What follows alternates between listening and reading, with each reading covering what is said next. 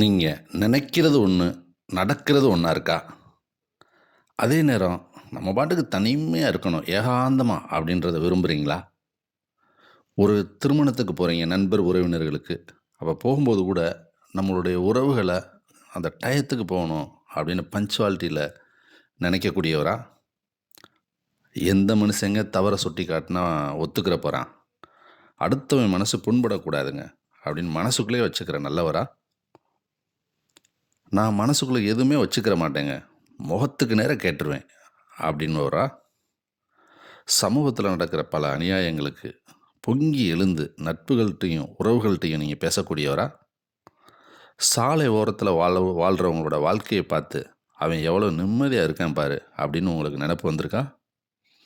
உங்களுக்கு நிறைய பணம் வந்த உடனே ஏழைகளுக்கு உதவுறதுக்கு பல திட்டங்களை நம்மளே இறங்கி செய்யணும்னு நினைக்கிறவங்களா நீங்கள்?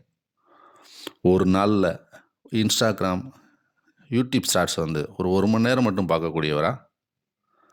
நீங்கள் பாசிட்டிவ் வைஸ் பாடுற தாண்டி பல நாளாச்சுங்க. நீங்கள் கண்டிப்பாக மைண்ட் ஃபோக்கஸ் கிளாஸுக்கு வர வேண்டியவங்க நீங்கள் தான். பிரம்ம ஞானம் சொல்லக்கூடிய அந்த வகுப்பில் நீங்கள் சரியான மூச்சு பயிற்சி, தியானங்கள், சயின்டிஃபிக்கான பாசிட்டிவ் தாட்ஸ்னால் என்னன்னு தெரிஞ்சு அதை நீங்கள் ஃபாலோ பண்ணிங்கன்னா உங்கள் வாழ்க்கையில் நினச்சது நடக்க ஆரம்பிக்கும். நீங்களும் ஒரு நேர்மறையான மனிதராக மாறுவீர்கள்.